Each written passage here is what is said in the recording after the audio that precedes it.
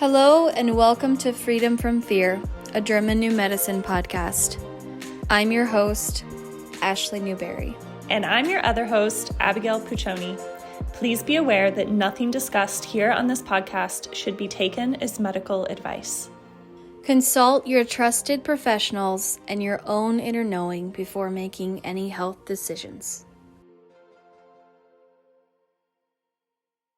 Hey everyone, welcome back for another episode. We're super excited for this one today because our special guest is someone who has played a really integral role in both Ashlee and I's process of actually applying G&M knowledge when it comes to downgrading and resolving underlying conflicts. So Steven Ravnstag is a teacher who helps people to develop and direct their awareness towards creating the experiences and results they want in life. He offers courses, classes, and coaching to help people take conscious control of their mind and imagination to master their state and their lives. Doesn't that sound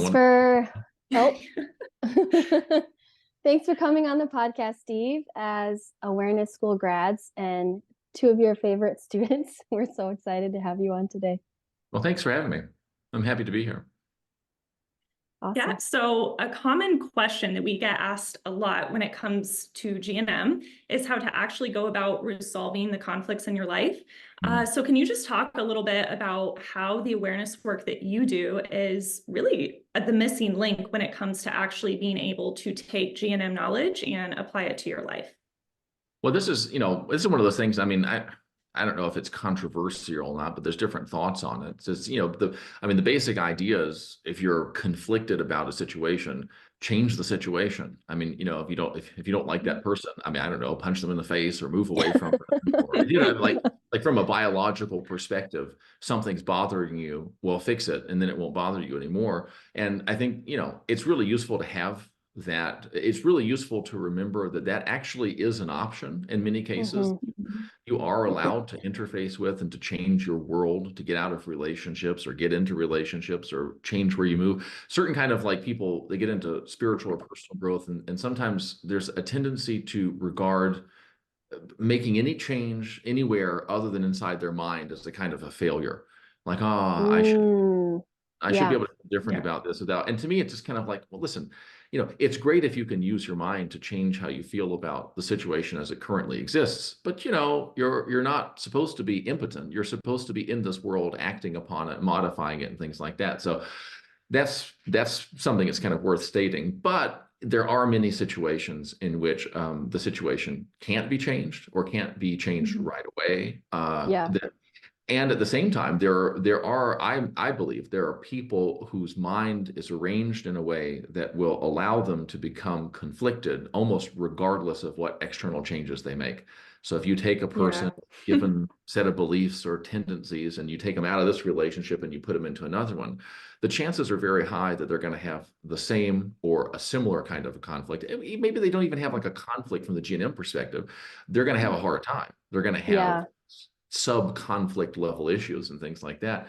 And so the area that I find really interesting is to sort of reach into one's own mind and to start figuring out what is it about the way in which my mind is configured, the unconscious processes, the inclinations that, although perhaps I don't even know about, may become modifiable if I paid attention to them and watched them and tried to do something different in the moments when they tend to operate and cause me to do the same old stuff.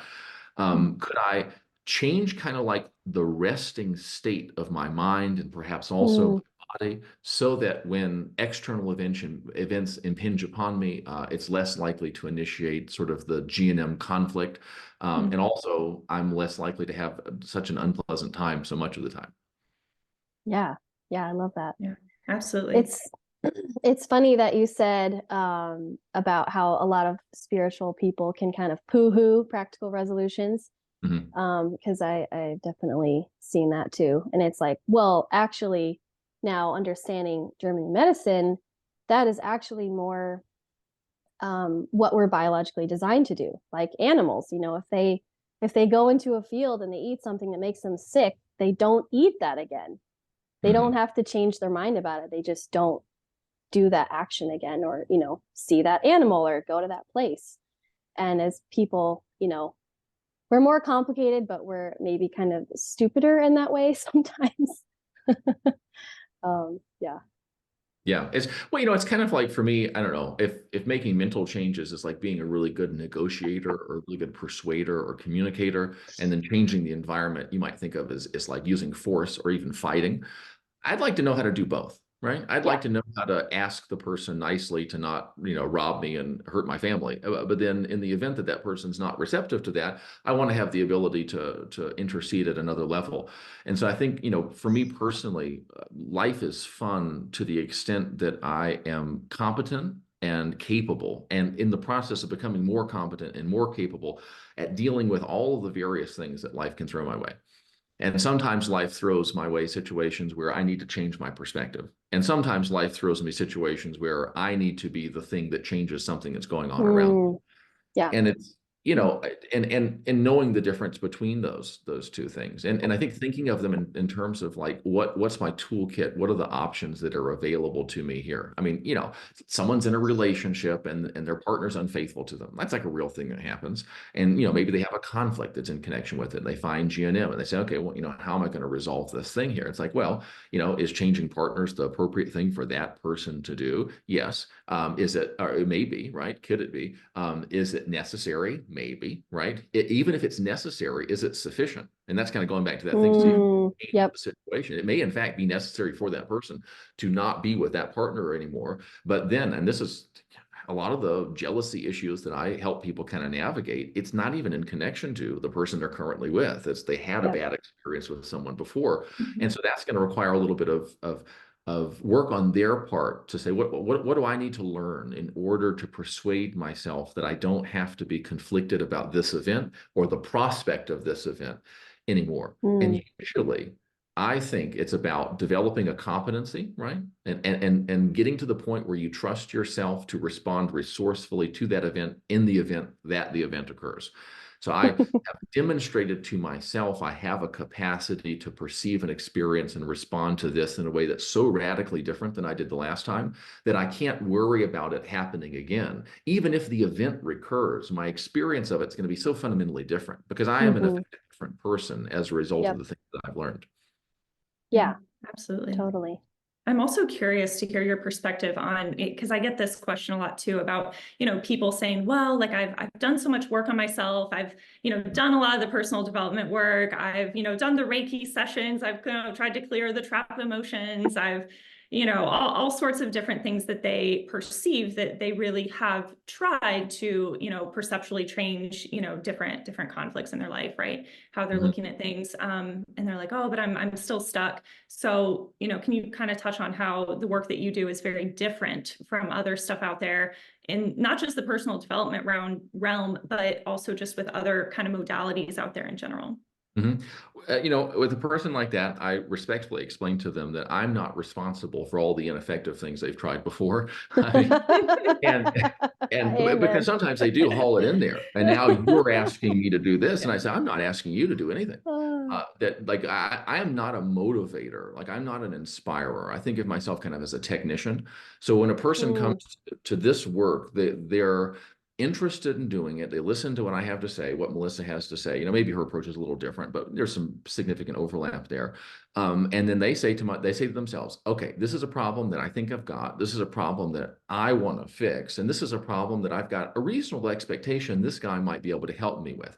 That's when our relationship begins, not before then. I don't say, listen, no matter what you tried before, you've got to try. I don't get into all that, because if the person doesn't have that requisite determination, and the problem is if I persuade a person to take this stuff up, in a way, it's kind of like I'm responsible for getting them to get what they could get out of it. And I don't like to assume that responsibility because it interferes with their ability to actually do it for themselves. Because if it doesn't work out, I'm on the hook because I did tell you to kind of try it. In terms of kind of what makes it different, it's practical in the extreme.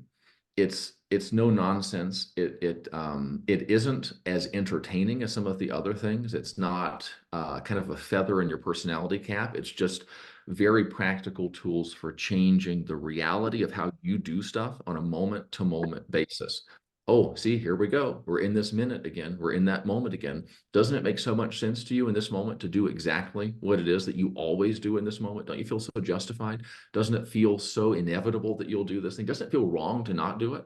Doesn't it feel unjust to not do it? Like you're letting them off the hook, like you're being fake or whatever? That's your problem right there. That's actually, there you go. If you want to find out, if you, capsule summary, what makes it different? It involves seeing what you're doing as you're doing it when what you're doing is something that really isn't working at all. And also when you really actually want to do it, and the seeing it prevents you from doing it. So it's a whole lot of work, not particularly fun, but it actually gets you to change in the ways that you want to. Yeah. Yeah. I love that. I use a lot of Steve-isms with my clients. I find myself, I'm like, I'm channeling Steve right now. My apologies to them. So something that I also find challenging with clients sometimes and with myself is when you're watching and you're seeing what's happening, like taking responsibility, but then not like using it as a way to devalue yourself or like blame yourself, and kind of watch it with more curiosity and less judgment. I find that that's really hard for a lot of people. It is, and the interesting thing is that blaming yourself is basically escaping responsibility. That's that's what helps you, because I'm defaulting into an unconscious, automatic, mechanical, emotionally driven ritual of self-castigation. That's what I'm doing. And you feel when you blame yourself, or when you just get into that, oh, see, I knew it. When you arrive at the conclusion, it's like arriving at a hotel at the end of a long day of journey. Do you know what I'm saying? Even if it's seedy, even if it's gross, even if it's disgusting, and it's just, oh, like, I don't want to, you are arriving, and you are going to lay your head down there and go unconscious and relax. And there is a certain satisfaction. There's a certain relief that comes with, what would you say? That comes with surrendering to your default, kind of regardless of what your default happens to be. And so I think that seeing through the con, because in that moment, the person is it's kind of seduced by that self-castigation because it feels like the right thing to do. But really, what's driving them is it's easy to feel this way about myself. It's easy to arrive at these conclusions. If I arrive at these negative conclusions, I don't have to ask myself what conclusions I'm going to arrive to instead. So observe. The thing is, until the part of the person that claims to want to change begins to see the manner in which it is complicit in the things that it claims to want to change, very little change is going to happen. It's when I begin to recognize that the part that goes, oh, I don't want to, but I just can't help it because, oh, it's just, the part that's speaking there, that part there is an illegitimate aspect of that part that wants to continue and wants the things that it's claiming to try to change to remain the same. And when the person sees that, they start to get free from it. So I would say, if you want to kind of find your way out of that self-devaluation stuff, watch it with this and consider the possibility it's a con. Consider the possibility, what if this is my strategy? What if beating myself up for doing this or for not doing it, whatever? What if my strategy, or what if, beating myself up for this is part of my strategy for making sure that I continue to do this forever? Yeah. Yeah, I think that also brings up the whole, which I feel like is a buzzword right now, like the victimhood thing, and also just in the kind of trauma world in general, I feel like a lot is attributed to like, oh, my trauma and, the things that happened, that maybe you didn't have any direct control over, and something that I see a lot in the holistic health realm is this kind of narrative of like, oh, poor me, like all my, like people, collect their labels of their chronic, illnesses, their diagnoses, they get very attached to that. And then, well, in the conventional world, certainly, but then also in the holistic, there's, I have, mold toxicity, Lyme's disease. I'm a, and they have these little names, like I'm a, what's the word? I'm a limey or something, or a spoonie, like all these kind of labels that people have, like kind of formed communities out of, and they get a lot out of that. And I think,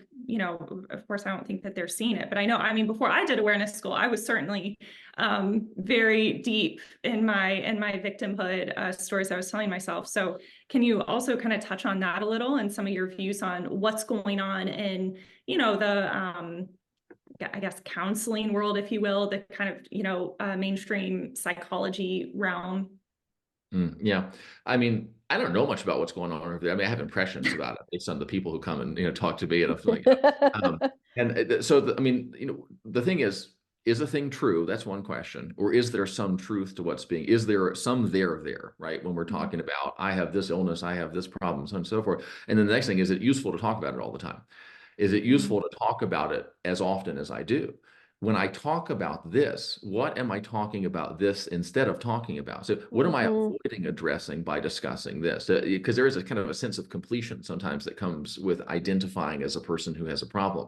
Because when it becomes a matter of being, all of a sudden what you're doing kind of becomes irrelevant, which means you don't need to pay attention to it, which means you're not going to notice anything that you're doing that's causing you problems that you could be doing differently. But it doesn't matter because you are one of these, and all of your problems come from the fact of it's your being that's creating all these problems. So your doing is kind of just irrelevant. So go ahead and do whatever you want, which is very convenient.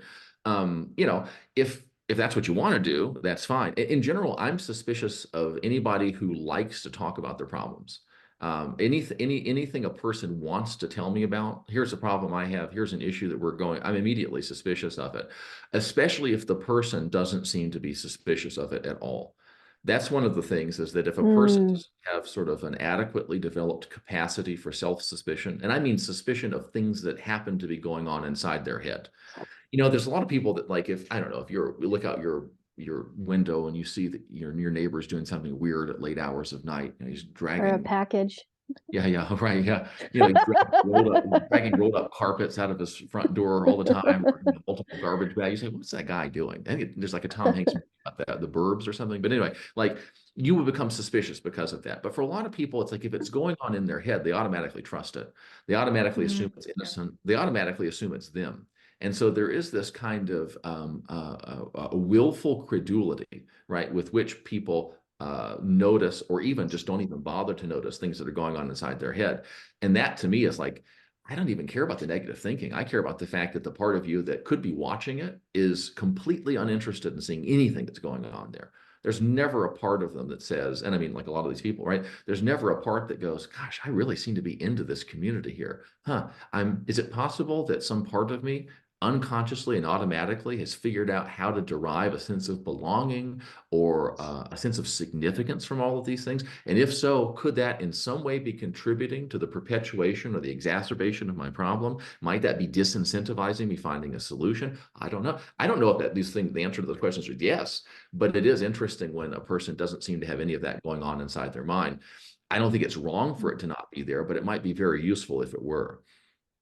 Yeah, you said something just a little earlier about people that are, talking about their problems all the time. And, I'm seeing this right now through the lens of, health issues. And, in the GNM world, I feel like there are a lot of people who, coming from the holistic realm and, focusing on their symptoms in a way of like, what can I, what supplement can I take? What biohacking device can I use? And it kind of transfers into this more fixation on the underlying conflicts even, and finding out, okay, which conflict is related to which chronic symptom that I have, and making the connections, and keeping a symptom log. I knew I did this for a while, and it did not end up going very well for me because I got very obsessed with it. But like, people get very into trying to figure out, their tracks, and they want to, write down every single track that they have, and they want to figure out all their conflicts, and they want to, like I said, track them in their journal, and, they get really obsessed with it.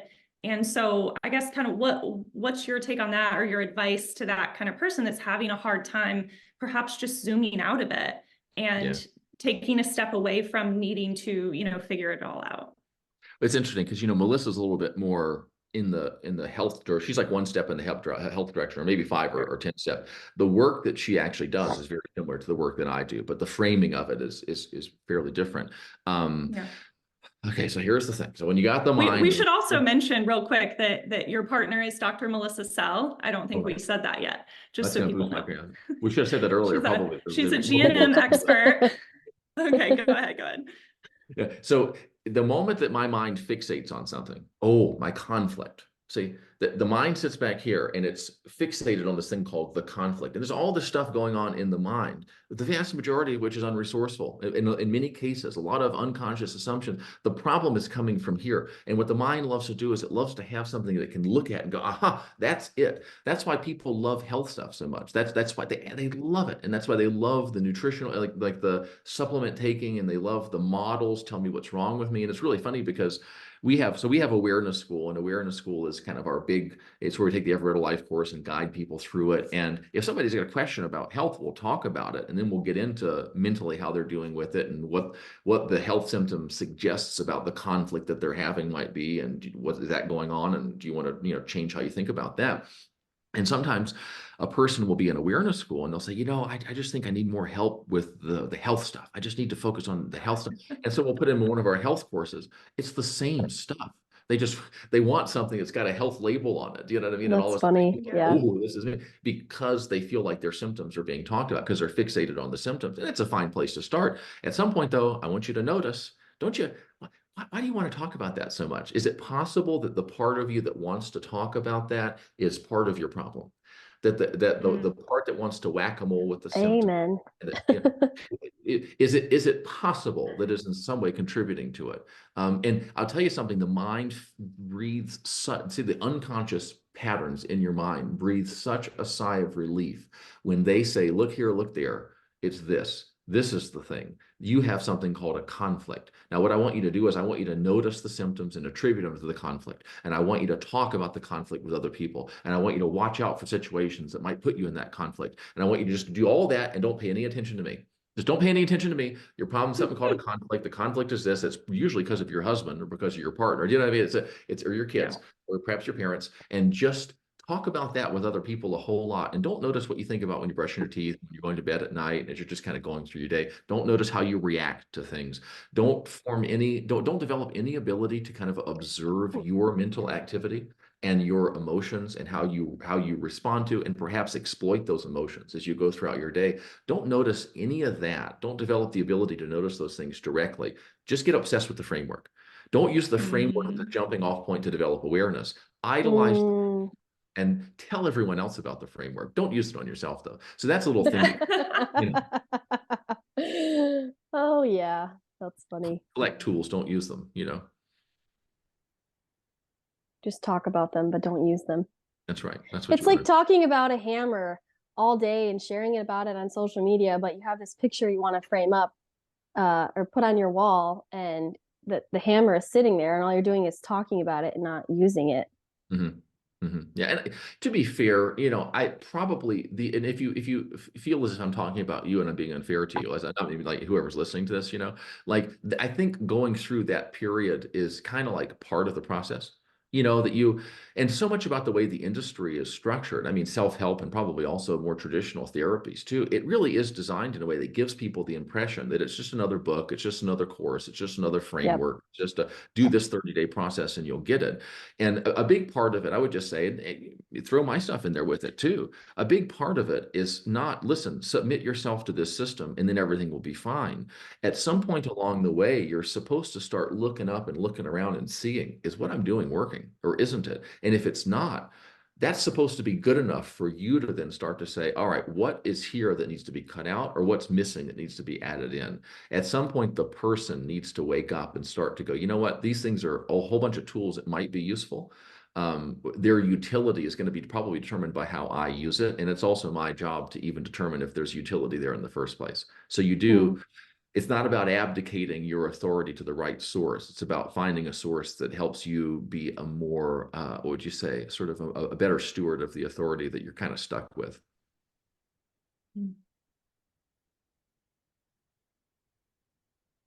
Awkward silence. Very comfortable. I was just kidding. So I know that I worked with you, Steve, before I did anything with German New Medicine, before it was even called Awareness School. And I know for me personally, and with my coaching, having that developed awareness skill helped me a hell of a lot more being able to apply German New Medicine, because I already had that as a basis. And I sometimes forget that, clients or other people in GNM, I mean, I have a lot of awareness school grad friends. Y'all tend to find each other. um, that's my prerequisite for being a close friend, apparently. But anyway, what would you say to a person who, maybe hasn't had that experience, or, is just quite new to this whole awareness journey, and maybe GNM as well? What advice would you give someone that's in that place? I would say chill out, calm down. Don't use it as a on-ramp to overwhelm, And I would really probably emphasize 10 parts application for 1 part learning. Don't don't accumulate, don't gorge yourself on a million facts, or worry about this sort of eating everything on offer at the buffet. Just take a little bit in and digest it and watch for the reality of it in your day-to-day life, where I'm looking for the moment-to-moment experiential reality to which this principle or idea corresponds. I want to, because people hear about something like self-devaluation, and then their first thing is, oh my God, I don't want to devalue myself. I think I'm doing that. And it's I'm all, doing it again. So true. and it just becomes another instance of self-devaluation, right? Yep. Instead, set an objective. To anytime I hear about a principle that's interesting to me, my first objective is to catch myself violating it. I want to catch myself violating this best practice, right? Let me see if I can today catch myself violating this principle of don't devalue yourself. And because that's really the first step towards getting good at not doing something is you're already good at doing it, probably. So the next thing is we want to get good at seeing yourself doing it when you do it. And from there, you start to get good at seeing yourself doing it anytime you're doing it. So those are slightly different. Seeing yourself doing it when you're doing it is just some of the time when I do it, I'm capable of seeing myself. Because there's a lot of people, they do the most unresourceful things, the things that cause them the most emotional and psychological and perhaps also physical distress. They're literally incapable of seeing what they're doing as they're doing it and recognizing it for what it is. Now they might see it, but they don't recognize it as, this is how I create what I don't want in my life. They misidentify it as, I'm totally justified in doing this right now. And if your experience of that destructive behavior, whether it's mental or physical, if your experience of that behavior is something I'm justified in doing rather than something that is absolutely going to for sure create more of what I don't want, then you're in trouble. You have to develop the ability to recognize it for what it is. Now, you'll be able to do that some of the time before you absolutely do it all the time. And once you get to the point where you literally cannot devalue yourself without a little voice coming in your head, and maybe it's my voice and it says, hey, you're devaluing yourself. Isn't that interesting? Then the behavior will start to kind of fall away. But, too many people, I think, put too much emphasis on changing the system, and they don't respect the system enough to say it's got a reason for being the way that it is. The least I could do is observe it long enough to get you think because you've lived with yourself, you know yourself. That's not true. I mean, you're probably yourself is the person from whom you're most estranged from on this earth, right? Because most other people in the world, if you spent some time with them, you could probably get to know them pretty quickly. But you've got probably 7 or 8 psychic blocks actively keeping you away from seeing certain things about yourself. And so in that regard, you're probably more estranged from you than from anyone else. And so don't mistake living with you with knowing you. And so spend time and give yourself time observing yourself. And this whole thing, I don't have time to observe myself, I need to fix this now. That's part of the trap. That's part of your system strategy for maintaining sameness, pretty much. I'm so behind. I'm in so much of a rush to change.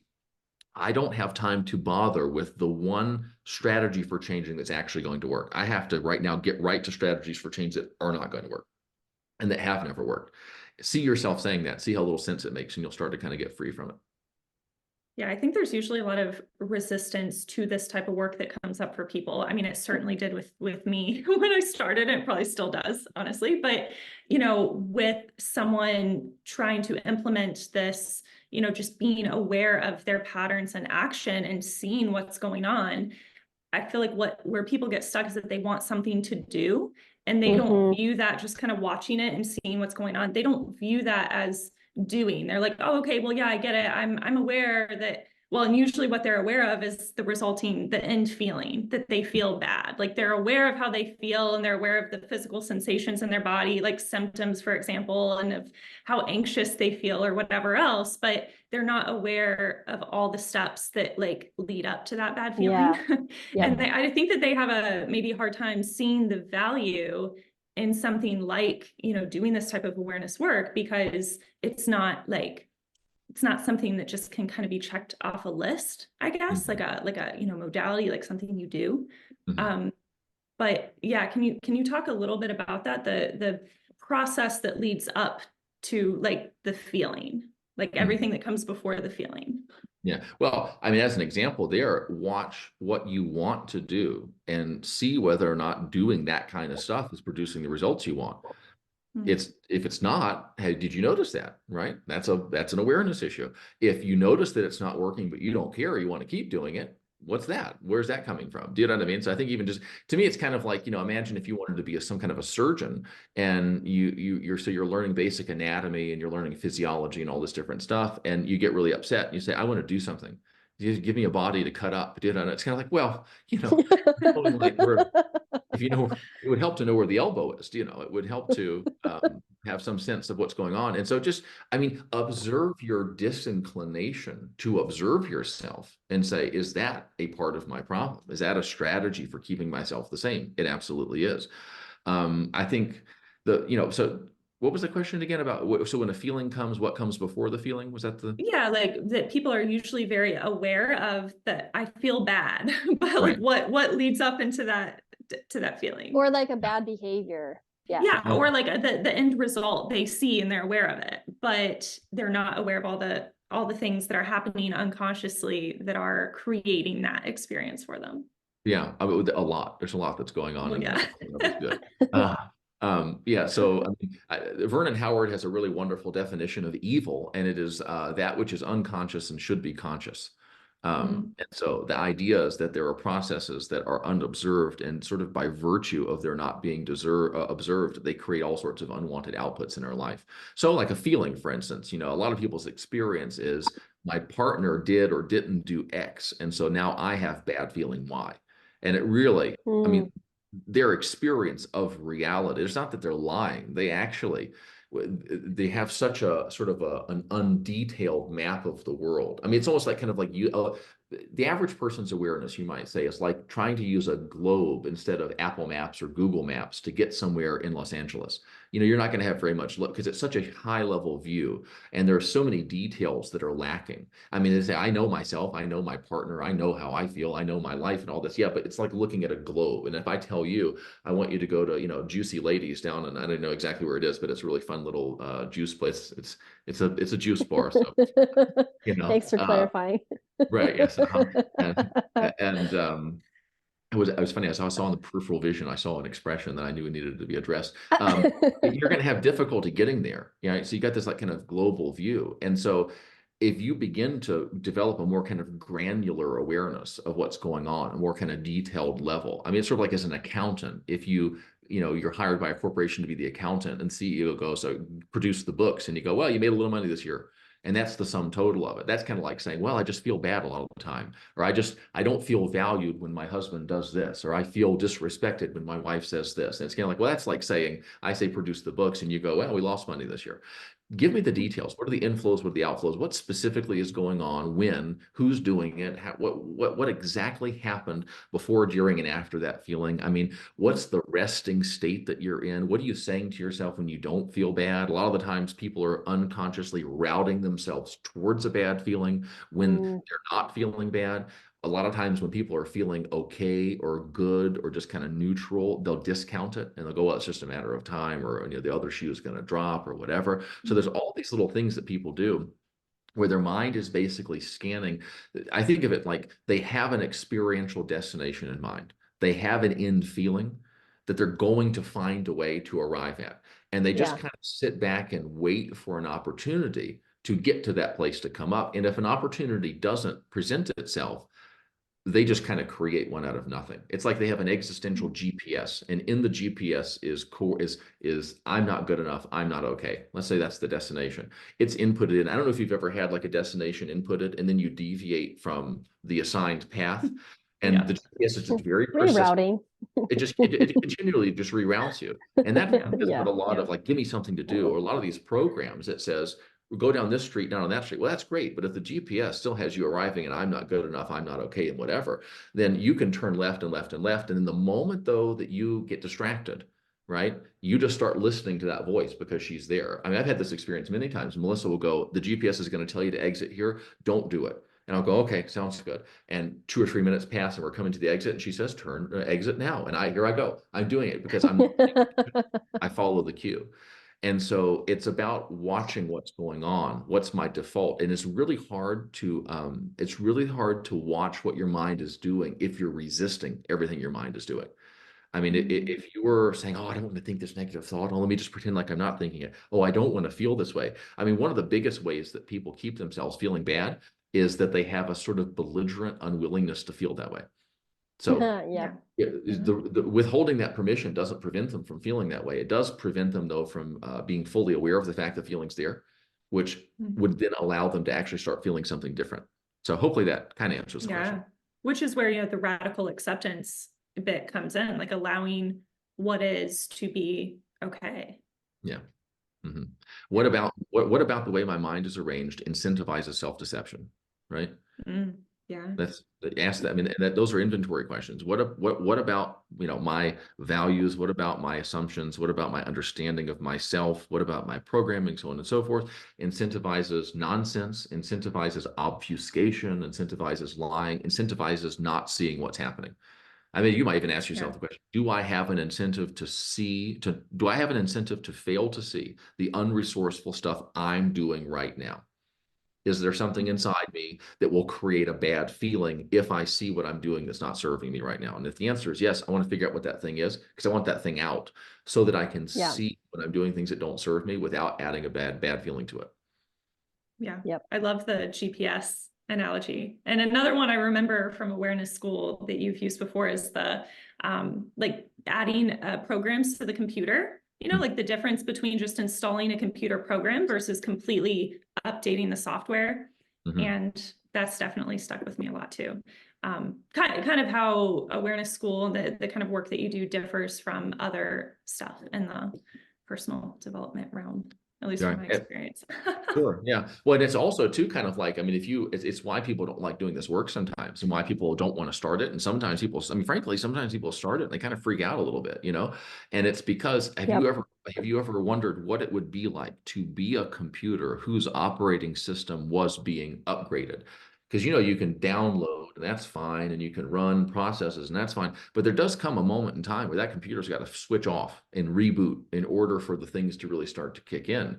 And that for a lot of people is terrifying because they have this kind of false idea of themselves and who they are. And that image of themselves is oftentimes comprised of these bad feelings that they claim to want to get rid of. And before you can kind of go to the new life where those things aren't part of your experience like they are now, you got to let go of that one. And it's sort of like swinging through the jungle on vines. And it's like you got to let go of one and grab onto the next one. And that for many people is a terrifying experience, because sort of like, here's my miserable existence that I don't like, and I've got to let go of that to grab onto something new. But it feels like falling into a void of not knowing who you are or what's true. And that for many people is scary. The secret there is watch yourself enough to realize how miserable you are, and you won't care what's in the void. You'll just be ready to look for him. And that will change you. And that's a wonderful moment for a person. Yeah. Do you find that someone has to really be on the verge of that kind of like breaking point or hitting like the proverbial rock bottom, before they're ready to really dive into this kind of work? It varies, it does vary. I mean, it certainly can be helpful for I think that there are people who probably do have to be there in order to do it. I don't think that everyone has to. I think that there's certain people, for whatever reason, they're more receptive to it. They're more interested in it. So, there are themes that emerge, but I've had, all sorts of different people really like this stuff. I've had all sorts, the only people who are exactly the same are the people who get real kind of belligerent and like want to get mad at me and don't want to have anything to do with me. Those people are all the same. But it's true. It's funny. But the success stories are all a little bit different, which is nice. And also for anyone wondering, Steve's stories on Instagram are a great place to get all sorts of education, I guess we could say, and inspiration. I enjoy reading all of them. Nonsense yeah, random nonsense. I like one time you said that your main goal every morning is to, how did you put it? To not discredit yourself, but to become less credible or something. How did you phrase that? But I was like, wow, that's awesome. I mean, I can't stand it. And from a professional perspective, it might not be a good idea, but in terms of actually being able to help people, I find it very useful. Because for most people, being in a learning environment with a person who's conveying this kind of information to them, there is so much crap in the average person's head that gets activated by this kind of conversation. I can't afford to not behave in an immature, sophomoric, credibility sacrificing way because I can feel it. I can feel them getting it wrong. I mean, I can feel them kind of going down the wrong path, and the thing is and it's not to do with me and how impressive I am or anything. It's something inherent to this area of endeavor. There is a tendency, if you grew up in a church environment, or even if you grew up with, personal growth stuff, that there is this, I'm pedestalizing, and this is what I should do. This is the right way to do things, and recognize all that sentiment and those internal dialogues. That's all a strategy for not doing that stuff, for making it unattractive, for turning it into, spiritual prune juice that you feel like you should be consuming and you really ought to, but you really don't want to. Yeah, I think, what was the phrase? To wake up and ruin your reputation every day. That was probably it. I say yeah. Another thing that always sticks in my head is you at one point, well, you've probably told me this on multiple occasions, but just saying that's stupid. And so sometimes like through the day, I'll just hear your voice in my head, like, that's stupid. Like, Abigail, that's stupid. That's actually very helpful. And it's just stuff that you don't like. I mean, it's things that you don't enjoy. I mean, if you're having a good time, I'm not going to come in and be like, that's stupid, do something different. But that's actually kind of the opposite of what happens for a lot of people in life. They're doing something nice and fun that they enjoy, and someone shows up and says, that's stupid. And, maybe it is stupid, but they're having fun and enjoying it. And that person will very often take that and generalize it. Anything I enjoy is stupid. And so what they'll do then is they do things they enjoy, or if they enjoy them, they'll pretend like they don't, right? Because anything they enjoy is dumb. And so, it's none of this stuff is a criticism of you or a criticism of anybody. It's a criticism of not you. And like the fact that you don't recognize that is what's wrong with you, is that there's like junk in your head that was probably put there by somebody else. And because it's in your head, you identify with it. And because you identify with it, your feelings get hurt when it gets criticized. And if I've got an emotional attachment to trash and garbage and poison. Oh, yes. This analogy is great. That's not the good. Trash. That was something I was kind of talking about the other day, is that like a lot of times this work is, if you've ever watched the show Hoarders, which is this really great mental illness exploitation show on TLC, they've got tons of, but pretty much what happens is the person invites, or at least consents, oftentimes it's a family member, but the person allows a cleanup crew to come into the house to haul out, I don't even get into I'm tempted, but I won't get into like what the trash is composed of. And then they fight the person we're talking about living up to their neck in like, biohazard stuff. And they're fighting them over, this magazine from 1970 or whatever. And that's what doing this work is like a lot of the time. Somebody comes in and says, listen, I don't want to feel this way anymore, but don't take this feeling from me. Or don't take away the ideas that create this feeling. Or I don't want to feel so bad, but then when they start feeling better, some part of them feels uncomfortable. So they sabotage it. They like to engage in behaviors that bad feeling justifies. And so as that feeling starts to leave, some part of them goes, something of value is going out the door. There goes that Beanie Baby out the front door. We can't let that go. And so they cling to it. That's people who have a tremendous appetite for self-justification oftentimes cling to unresourceful patterns that make them miserable. And it's kind of a two-part thing. One, they really don't know how to survive without the ammunition they feel they need to defend themselves, the self-justification. And then on the other hand, they they don't recognize that the strategies they have for justifying themselves or their behavior or whatever also happen to create a lot of misery for themselves. So they don't see the connection.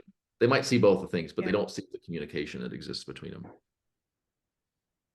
So a person that's maybe listening to this podcast or newer to this work, there can be a lot of resistance, like what we're just talking about, to like barriers to entry. What would you say about that with like just applying this stuff, or just someone that hasn't really practiced this at all and they're just very new to it and it feels very intimidating or just like really foreign? They're just I'd say lucky dipping them. their toes in the water. Yeah. Lucky them. I mean, personal growth junkies are the hardest people to work with. I mean, you know, I mean, it's true. The more courses a person has taken, the easier it is for that person to even unconsciously think they've heard all this stuff before. So they get kind of numb. They get kind of numb to it. Even the very polite, you know, even if they're, you know, very receptive to it intellectually, they don't examine it. They don't take a second look at it. Do you know what I mean? They don't open the package and see what's inside because like, oh yeah, I've seen one of these before. I've heard this. So being a beginner is a good thing. I mean, it's a useful thing.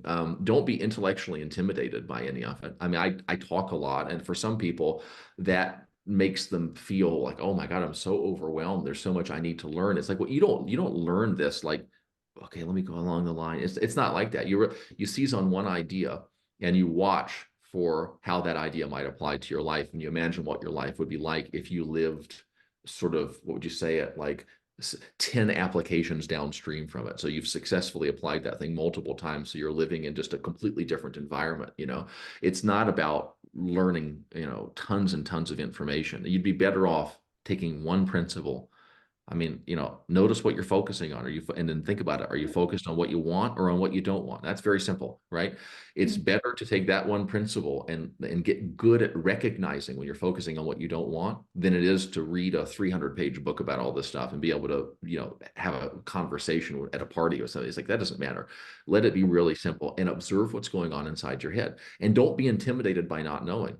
If you are intimidated by not knowing, examine what exactly goes into feeling intimidated about not knowing. What do you have to assume about yourself? Oh, it's going to take a lot of work. Oh, I'm so behind. Oh, I'd never understand everything he had to say. Did you know those voices were in your head before I just spelled them out for you?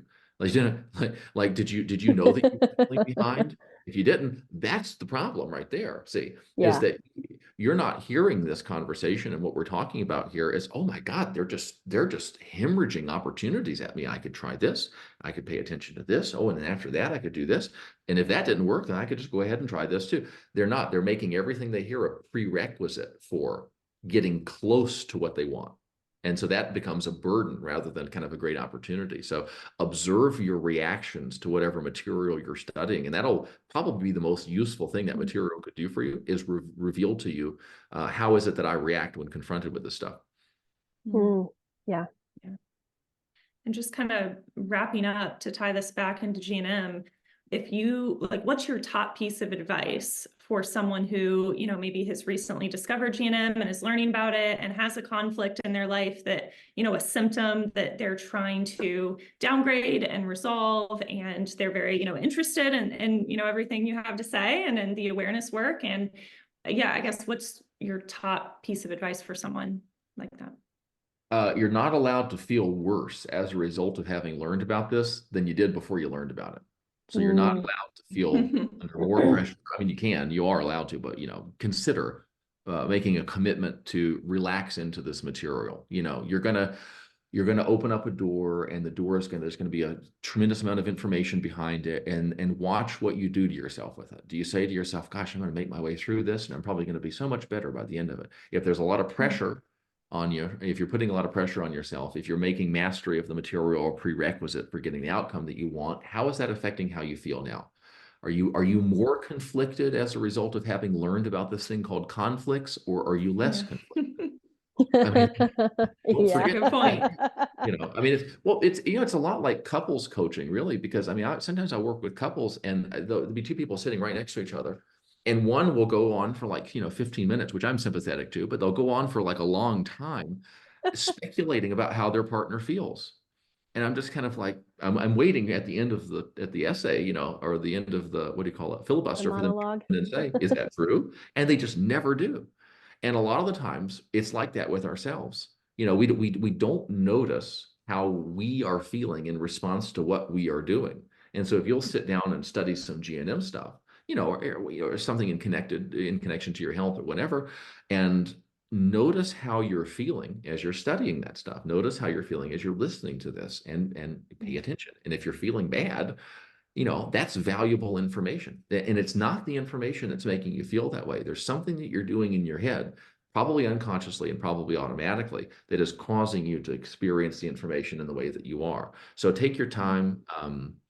Think of it as, I'm uncovering opportunities, things that I can do. One of the things, and this is, again, I don't know if this is controversial in the GNM world or not, don't impose upon yourself an obligation to make a definitive choice between German New Medicine and traditional medicine and other alternative medicines. Don't make it this kind of high stakes, which of the three world religions am I going to choose kind of thing. Because people do that. People have described to me, you know, feeling guilty about taking a supplement or feeling guilty about seeing a medical doctor. And I'm like, well, is that useful? I mean, you know, like a lot of, in the early days, a lot of the work I did was actually helping people feel okay. I think like they acting like they were cheating on somebody or something, or being unfaithful, making people feel okay about the fact that they had one foot in two worlds, you know. It's fine. What's not useful is, you know, here's what I'm going to do, but I also have some misgivings about it. So I'm going to keep a rolling boil of bad feeling and conflict about the fact that I'm kind of one and one here. And so actually, and one of my things I heard very early on was that somebody actually guilted somebody for seeing a doctor, which I just was just like, oh no. I mean, yeah, and it was like you're scoring points for the other team was the verbiage that the person used, which I just thought was just kind of like, that's someone who's really fixated on the model and not thinking about the state of the person with whom they're communicating. And that's like, there is a sense in which, yes, you want to gather information. Yes, you want to learn practically how to use it, but you also want to pay a lot of attention to, when in doubt, how can I figure out how to feel good? How can I figure out how to feel more peaceful? Because if you can feel peaceful and good and empowered while you're studying this stuff, you'll be more inclined to study this stuff more of the time, and you'll learn more. So extending that grace to yourself so that you can get a good feeling when you think about it, rather than feeling freaked out and anxious, is really important. Yeah, totally. I love that. I think, you know, it's never about the thing itself or even the framework itself. It's about your relationship to that. And is it leading you more to peace or to fear and freaking out and beating yourself up? But yeah, I love that. And well, you know, go ahead. Oh, I was going to ask if there was anything else you wanted to share. I was just going to say, we're talking a lot about things that don't serve you. And like, if you're doing awareness work, you're going to see yourself doing things that don't serve you, and see yourself doing things that are unlovely, and maybe even, you know, kind of gross in your head about, you know, about yourself or about other people or whatever. You can get away with doing a whole lot of what doesn't serve you. You have to understand that. Like, you're allowed, it's fine. You know, when you have to extend to yourself this kind of infinite grace if you're going to do this kind of observation work, because you're going to see a lot of stuff that, if you've got like criteria for getting down on yourself, they will be met. There's no question. And so understand that when you start peering inside your mind, you knew before you started that project that you were going to see things that were perhaps horrifying to you. And so when you see those things, you go, isn't that interesting? You know, it's like if you walk down the streets of Los Angeles and you personally identified with every single thing you saw, you would feel really bad at the end of the day.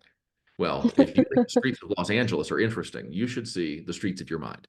And so I would say, before you take a stroll, you want to be prepared just to go, isn't that interesting? Oh, I guess that's kind of interesting too. That's the attitude to take when you see things in your mind that don't conform to the pristine image of yourself that perhaps you hold. And if you understand that, then you can kind of walk through all sorts of stuff without getting hung up on any of it. Yeah, that reminds me of, I feel like you use this example a lot when we were doing our work together, like identifying with the dog poop on the sidewalk or the trash, and that our thoughts are not necessarily like that. Our thoughts are not us. Our feelings are not us. Like just like if you walk down the street, like this piece of trash is not you, or this, you know, piece of dog poop. And I I use that a lot with my clients because it's just so absurd, Right. but it gets the point across in a funny way. And yeah. Well, it is funny because I don't, I mean, I've stepped in, in that inadvertently, but I've never done is I've never walked past it and seen it and said, God, it's so upsetting that people just leave their dog waste there on the sidewalk and then stomped in it in my anger. That, you know, but if you think about it, do I have an opportunity to receive an invitation to do something that doesn't serve me? Think a thought that doesn't serve me. Tell myself a story that doesn't serve me. And if I don't have the capacity to receive that invitation and decline it, receive that invitation and not go to the party, that's the position that I'm in psychologically, is that if I see some dog, I have to get off the fact that it's there, and then I've got to stomp in it, and then I've got to walk home and track it all over my house. And it's like, okay, I want to expand my options here. Now on the other hand, it's kind of like, what do I want to get good at? Well, I want to get good at spotting it. I want to get good at not feeling like I need to step in it on purpose. I want to get good at adeptly avoiding it, because there have been times when I've seen it but kind of stumbled or had momentum, and so you step in it anyway. And then also recognize that if you're walking on the sidewalk, this is the thing that's going to happen. Dogs poop. People have dogs. People are supposed to clean it up, but people don't do the things they're supposed to do sometimes. This is all part of the universe we live in. And you're supposed to watch where you're going, but sometimes you don't. So some of the time you're going to step in it. So given that, how good do you want to get at handling having done that? You get a stick, or you go home and you do the best you can to keep it off of the carpet or whatever. And it's every moment is an opportunity for some kind of a resourceful response. And it's like, I want to kind of just encode that into the background of my mind so that my life becomes peaceful and easy. So that the question isn't, I need to know what's happening or what has happened, so I know whether I'm going to just deal with it or emotionally resist it and suffer over it. The question just becomes, listen, what are we going to respond resourcefully to? What are we handling today? And at sort of the big picture pattern level, the response to everything is the same. You say, okay, which is acceptance, which just means this is in fact the reality that we're dealing with. Given this, what do I want, right? I want to get cleaned off as soon as I possibly can. I want to make myself as minimally miserable as possible, so on and so forth. And when you make that kind of your life strategy, things become much easier. 100%. Totally. Yep. Well, your problem, we'll say your problem, there may be other problems, but your problem is you. Well, it was great to have you on, Steve, and always a fun conversation. And if you guys are listening to the podcast, you can follow Steve on Instagram, and we'll link his Instagram and website in the show notes. And we, hope to see you back next time. We hope you enjoyed today's conversation. We appreciate you being here. If you would like some additional support in navigating your health symptoms, we both provide coaching services from a German New Medicine perspective. Our Instagram handles and personal websites are linked in the podcast description.